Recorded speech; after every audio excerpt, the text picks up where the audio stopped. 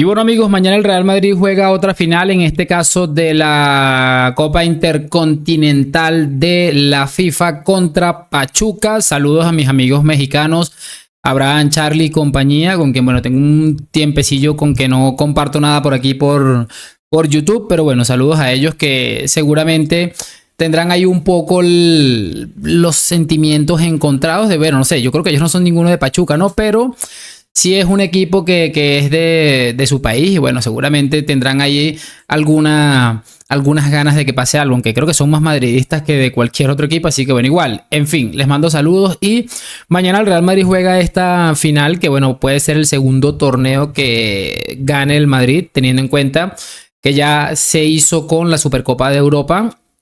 Y este sería la segunda, ya el segundo título de los 7 que va a disputar el Real Madrid. Recordemos que de concretarse absolutamente, de jugar todos los partidos, el Madrid puede llegar a jugar casi 80 partidos, una absoluta locura. Y bueno, 7 títulos que ojalá en unos meses estemos hablando de que conseguimos los 7, una gesta absolutamente histórica. En fin, lo que quiero conversar hoy es con ustedes. Voy a hacer una pequeña previa, no la voy a hacer tan larga como habitualmente, porque sobre el final del video quiero hacer una pequeña reflexión sobre algo de Vinicius, quien hace unos minutos fue coronado como el nuevo The Best, el premio este que entrega la FIFA, que lo dieron ahí en Doha, donde se va a jugar el partido mañana. Y bueno, lo ha ganado Vinicius, para mí de manera por supuesto justa y merecida. Si se ponen a ver lo de las votaciones, es que es bestial. Voy a tratar de colocárselos aquí si no se me olvidan, para que vean cómo ha quedado el tema de las votaciones. Ha sido sencillamente demoledor, sobre todo el tema de los aficionados, ¿no? Pero bueno, y vamos a hacer esa reflexión sobre el final, sobre todo algo de Rodri y de Messi que no quería dejar pasar por alto.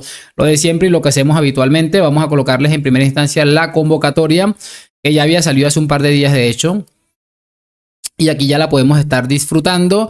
Pueden percatarse, muchachones, que está Courtois, Lunin, Fran González, Lucas Vázquez, Vallejo, Rudiger, Fran García, Youssef, que no sé todavía quién es Youssef, tiene nombre de, no sé, de turco, de árabe, un nombre todo raro.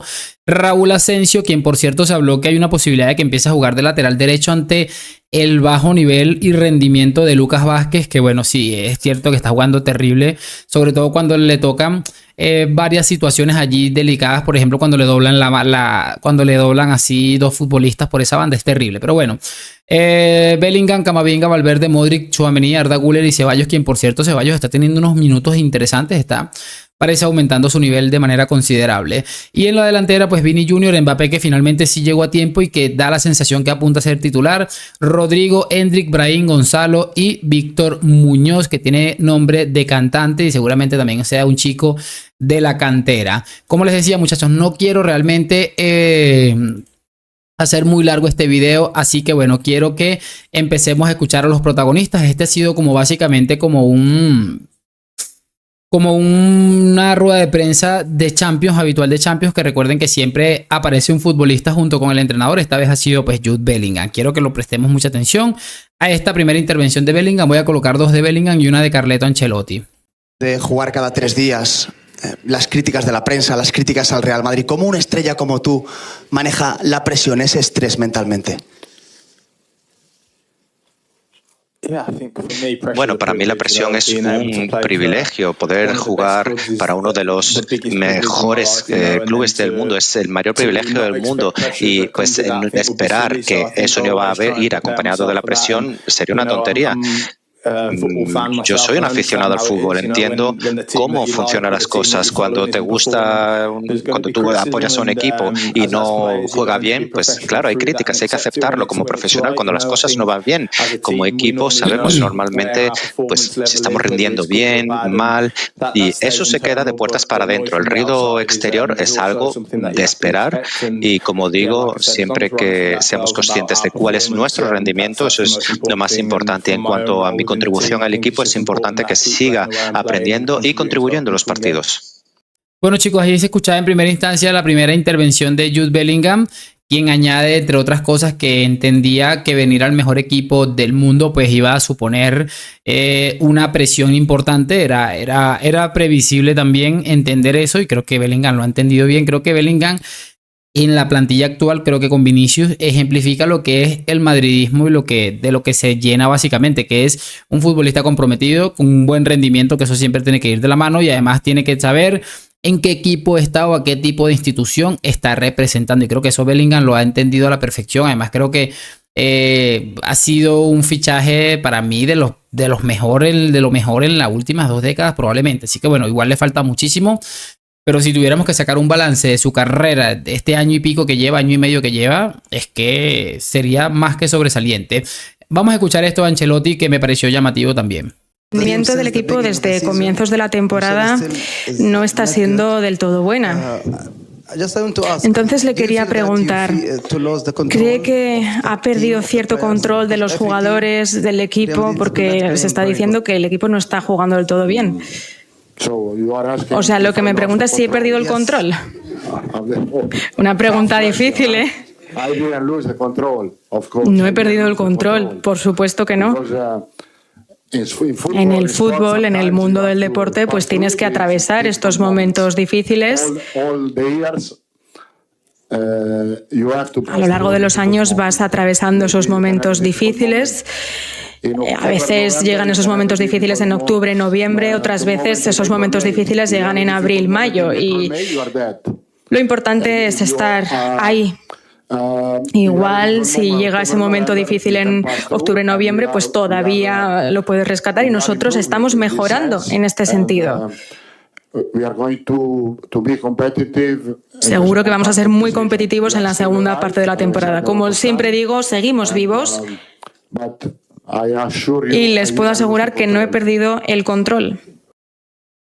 A ver, muchachones, aquí a Ancelotti pues le hacen una pregunta complicada, como él mismo lo afirma, en la que le preguntan si definitivamente se le ha perdido el vestuario, que es probablemente una de las cosas que más hemos escuchado en los últimos meses, y es que la sensación que hay es que se ha perdido esa armonía. No hay un mal rollo, no voy a afirmarlo porque primero no tengo ni idea y segundo, no da la sensación, ves los entrenamientos y no parece que hubiera gran cosa, no han habido desplantes hacia el entrenador. Creo que Ancelotti es una figura importante dentro de esta plantilla y si hay una de las cosas que me preocupan, las que menos me preocupan seguramente sea el hecho de que Ancelotti haya perdido el vestuario de alguna u otra manera. Creo que no podemos hacer esa afirmación y yo creo que ahí vamos a estar absolutamente todos de acuerdo. Que se vaya a competir, pues tengo que verlo. El equipo ha mostrado unos síntomas preocupantes en muchos aspectos que, bueno, da la sensación de que también hay que añadir, por cierto, que el único que puede solucionar esto es un tipo como Ancelotti en ese aspecto, ¿no? Al menos a nivel emocional, porque da la sensación de que más allá de los errores dentro del área técnica de Ancelotti hay un problema, una especie de bloqueo mental que, bueno, no acaban de arrancar las superestrellas, porque lo que tiene son superestrellas el Real Madrid. Cerramos esta previa con esto de Bellingham y nos metemos con lo del Debes, que no quería dejarlo pasar por alto. The Best, al mejor jugador del mundo. Es uno de los nominados, entre otros jugadores del Real Madrid. ¿Qué le parece? ¿Debe Vinicius ganar este premio The Best? Bueno, no sé si es oficial. Si lo ha ganado, pues totalmente de acuerdo. Es un placer jugar con él. Evidentemente ayuda muchísimo al equipo, nos ayuda a levantar títulos. Lo hizo el año pasado y creo que sería muy meritorio si se lo lleva. Estaría muy contento por él. Y bueno, chicos, está lo que les decía de Bellingham, es lo que les dije hace un momento, es un ejemplo de buen compañerismo y de todo. Ahí ha echado la pullita, aunque ya creo que cuando Bellingham habló todavía no era oficial, como él lo decía hace un momento. Y bueno, sí, es una realidad, es un placer jugar con un futbolista de esta categoría que tiene Vinicius, que aún no estando del todo bien, termina siendo decisivo, y lo vimos cuando vino de lesión y que Ancelotti lo reventó ahí con 90 minutos. Y hablando un poquito del Debes y de Vinicius Junior, me voy a poner un poco más cómodo para poder hablar sobre esto. Ya es oficial, ya hemos visto a Vinicius levantar el trofeo al mejor futbolista del año de la FIFA. Es oficialmente el mejor futbolista del mundo. Creo que a eso no le queda a nadie ninguna duda. Voy a buscar aquí una imagen que a mí me pareció sencillamente increíble y que nos da una idea de lo que es el muertazo de Rodri, de quien vamos a hablar ahorita, y de lo que es básicamente Vinicius y lo que fue el escándalo y el robo del Balón de Oro. Voy a darle un poquito de zoom, porque la verdad es que está bastante mal. Aquí así ha quedado la votación para el Debes. Entrenadores: Rodri 461 con Vini 438. Es cierto que ha quedado ahí bastante parejo esto. Y bueno, ha ganado Rodri en el tema de entrenadores. En los jugadores está Vinicius con 617 y Rodri con 373. Le ha sacado casi el doble, una locura absoluta. En los periodistas es cierto que le ha sacado que como 5 votos allí aproximadamente. Ha quedado bastante parejo seriamente. Y bueno, los periodistas sabemos lo que es, ¿no? Que fueron los que le dieron el Balón de Oro al sinvergüenza de Rodri. Y en el tema de aficionados se pueden percatar de la bestialidad que estamos viendo. 1.147.276 votos para Vinicius y 264.835 que le dieron a Rodri. Por cierto, estas personas que votaron 264.000 es porque sencillamente odian a Vinicius o sencillamente odian al Real Madrid. No tienen ningún tipo de sentido. Pero bueno, en fin, cada quien tendrá sus gustos, ¿no? Lo que quiero hacer es referencia a esto. Obviamente no voy a hablar de esto, de que se lo merecía, porque está clarísimo, ¿no? Lo que voy a hablar es que Vinicius, sabiendo que bueno, todo lo que le hicieron hace poco, es muy humilde, ha sido bastante humilde de acercarse a recoger este premio, teniendo en cuenta lo que recientemente había sucedido, ¿no? Creo que eso había quedado allí en un tema bastante complicado y ha demostrado humildad y ese ejercicio de tranquilidad, tranquilo, que no estoy acabado, voy a seguir intentándolo, voy a seguir haciéndolo, creo que lo ha dejado bastante claro. Eso para empezar, muy bien por Vini, yo no hubiera ido seguramente, pero bueno, cada quien hace con su vida lo que puede y pues Vinicius ha demostrado, repito, un poco de humildad, aunque lo de France Football con la UEFA no tiene que ver tal vez con esto de la FIFA, me parece a mí que todos son una cuerda de corruptos, absolutamente, ¿no? Y para cerrar, muchachos, les quiero tocar dos cositas, ¿no? Porque entre los nominados estaba Messi, que creo que quedó de sexto, sabrá Dios y la Virgen qué hace ese hombre ahí, pero bueno. Ya estamos acostumbrados a este tipo de cosas y no quiero entrar mucho en ello. Y también estaba, por supuesto, nominado Rodri. De hecho, creo que Rodri ha terminado segundo, no tengo ni idea.